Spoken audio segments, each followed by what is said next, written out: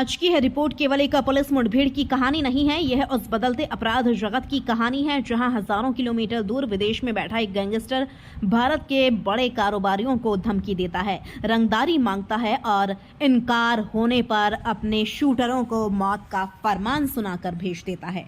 लेकिन इस बार कहानी वैसी नहीं रही जैसी गैंगस्टर ने सोची थी। दिल्ली से सटे देश के सबसे हाई प्रोफाइल शहरों में शामिल गुरुग्राम के पोश इलाके सुशांत लोक में गुरुवार रात ऐसा मंजर देखने को मिला जिसने न सिर्फ अपराधियों के हौसलों को चुनौती दी बल्कि पुलिस की त्वरित कार्रवाई का भी बड़ा उदाहरण पेश किया। करीब 60 राउंड से अधिक फायरिंग, 4 शूटर मौके पर ढेर, एक गंभीर रूप से घायल, 3 पुलिसकर्मी भी गोली लगने से घायल और इस पूरी कार्रवाई के केंद्र में था विदेश में बैठकर रंगदारी का नेटवर्क चला रहा कुख्यात गैंगस्टर दीपक नांदल। लेकिन सवाल सिर्फ इतना नहीं है कि 4 बदमाश मारे गए। असल सवाल यह है, क्या यह केवल एक एनकाउंटर था या फिर भारत में बैठे अपराधियों को विदेश से ऑपरेट किए जा रहे संगठित अपराध के नेटवर्क पर अब तक का सबसे बड़ा झटका। हरियाणा के गुरुग्राम में पुलिस और दीपक नांदल गैंग के बीच हुई मुठभेड़ में 4 शूटर मारे गए, एक गंभीर रूप से घायल हुआ, 3 पुलिसकर्मी भी गोली लगने से घायल हुए और पूरे इलाके में देर रात तक गोलियों की गूंज सुनाई देती रही। लेकिन सवाल सिर्फ इतना नहीं है कि 4 अपराधी मारे गए। सवाल यह है कि आखिर एक विदेशी नेटवर्क भारत में कैसे ऑपरेट कर रहा था। कौन है दीपक नांदल, कैसे चलता है उसका गैंग, कैसे तय होते हैं टारगेट और आखिर गुरुग्राम पुलिस ने इस पूरे ऑपरेशन को कैसे अंजाम दिया। आइए शुरू करते हैं गुरुग्राम की रात। गुरुग्राम का पोश इलाका सुशांत लोक, समय लगभग रात 9 बजे के बाद। सड़कें सामान्य थीं, लोग अपने घरों में थे, तभी अचानक तड़ तड़ तड़ लगातार गोलियों की आवाजें पूरे इलाके में गूंजने लगी। पहले लोगों को लगा शायद पटाखे चल रहे हैं, लेकिन अगले कुछ सेकंड में सच्चाई सामने आ गई। एक काली स्कॉर्पियो, 5 हथियारबंद शूटर और निशाने पर एक बड़ा कारोबारी। कुछ ही मिनटों में पूरा इलाका पुलिस की गाड़ियों, सायरनों और हथियारबंद जवानों से भर गया। जांच के अनुसार निशाने पर वह कारोबारी था जिसे पिछले कई दिनों से विदेश में बैठे गैंगस्टर दीपक नांदल की ओर से लगातार धमकी मिल रही थी। बताया जा रहा है कि यह कारोबारी एसजीटी यूनिवर्सिटी के संस्थापक के बेटे विशाल बेरी से जुड़ा मामला है। उस कथित तौर पर करोड़ों रुपए की रंगदारी देने के लिए कहा गया था। जब उसने रंगदारी देने से इनकार किया तो गैंग ने डर पैदा करने के लिए सीधे घर पर हमला करने की योजना बनाई। इस तरह की वारदातों का उद्देश्य केवल हत्या नहीं होता बल्कि पूरे कारोबारी समुदाय में भय का माहौल बनाना भी होता है। यहीं से कहानी बदल जाती है। गुरुग्राम पुलिस के कंट्रोल रूम को पहले से इनपुट मिल चुका था कि एक संदिग्ध काली स्कॉर्पियो में हथियारबंद अपराधी शहर में घूम रहे हैं। यह सूचना सामान्य नहीं थी। क्राइम ब्रांच ने तुरंत इलाके में सर्च ऑपरेशन शुरू किया। टीमें अलग अलग दिशाओं से सुशांत लोक की तरफ बढ़ी। उधर शूटर अपने टारगेट तक पहुंच चुके थे। उन्होंने घर के बाहर पहुंचते ही फायरिंग शुरू कर दी। इसी दौरान पुलिस भी मौके पर पहुंच गई। पुलिस अधिकारियों ने सबसे पहले कानून के मुताबिक अपराधियों को आत्मसमर्पण करने का मौका दिया। उन्हें चेतावनी दी गई, हथियार डालने के लिए कहा गया, लेकिन जवाब में अपराधियों ने पुलिस पर ही गोलियां चला दी। अब पुलिस के पास केवल 2 विकल्प थे, या तो पीछे हट जाए या जवाबी कार्रवाई करे। इसके बाद शुरू हुई वह मुठभेड़ जिसकी पूरी गूंज गुरुग्राम में सुनाई दी।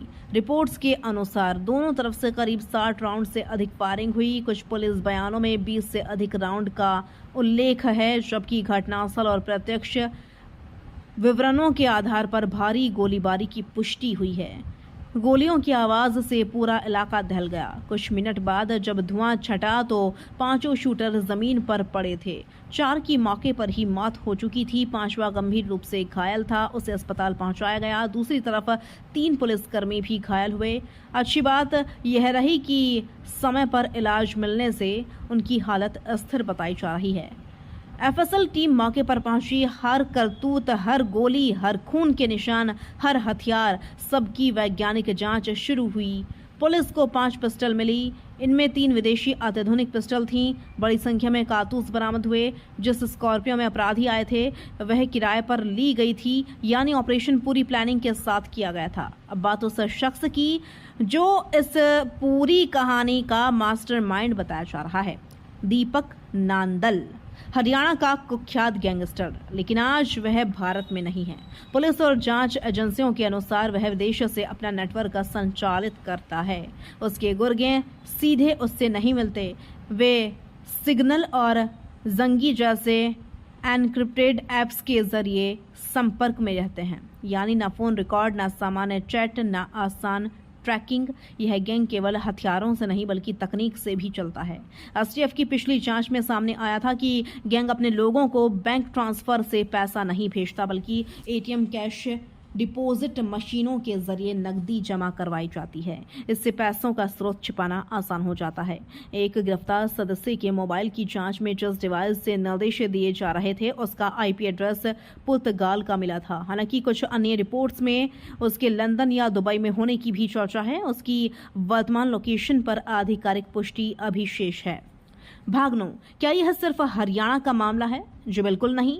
जांच एजेंसियों का मानना है कि ऐसे गैंग कई राज्यों में सक्रिय हैं। दिल्ली, हरियाणा, पंजाब, राजस्थान, पश्चिमी उत्तर प्रदेश, इन सभी क्षेत्रों में कारोबारियों को रंगदारी की धमकियां मिलने के मामले सामने आते रहे हैं। यानी यह केवल एक राज्य की समस्या नहीं बल्कि संगठित अपराध का राष्ट्रीय नेटवर्क बन चुका है। भाग 10, पुलिस के सामने अगली चुनौती। 4 शूटर मारे गए, लेकिन क्या गैंग खत्म हो गया? शायद नहीं, क्योंकि मास्टरमाइंड अभी भी फरार है। पुलिस की अगली चुनौती होगी घायल शूटर से पूछताछ, डिजिटल नेटवर्क की जांच, हवाला और फंडिंग की कड़ियां, हथियार सप्लाई चेन और विदेश में बैठे मास्टरमाइंड तक पहुंचना। इस पूरे मामले से 3 बातें साफ होती हैं। पहली, रंगदारी गैंग अब केवल स्थानीय अपराध ही नहीं रहे, वे अंतर्राष्ट्रीय नेटवर्क का हिस्सा बन चुके हैं। दूसरी, अपराधियों ने आधुनिक तकनीक को अपना हथियार बना लिया है। एनक्रिप्टेड ऐप्स, किराए की गाड़ियां, विदेशी हथियार और डिजिटल फंडिंग। तीसरी, यदि पुलिस को समय रहते खुफिया सूचना नहीं मिलती तो यह हमला कहीं ज्यादा भयावह हो सकता था। फिलहाल Gurugram police, crime branch, STF और फॉरेंसिक टीमें इस पूरे नेटवर्क की गहराई से जांच कर रही हैं। घायल शूटर से पूछताछ के बाद कई बड़े खुलासे होने की उम्मीद है। यह भी पता लगाया जा रहा है कि क्या इस हमले के पीछे केवल रंगदारी थी या इसके तार किसी बड़े अंतर्राज्यीय या अंतर्राष्ट्रीय आपराधिक नेटवर्क से जुड़े हुए हैं।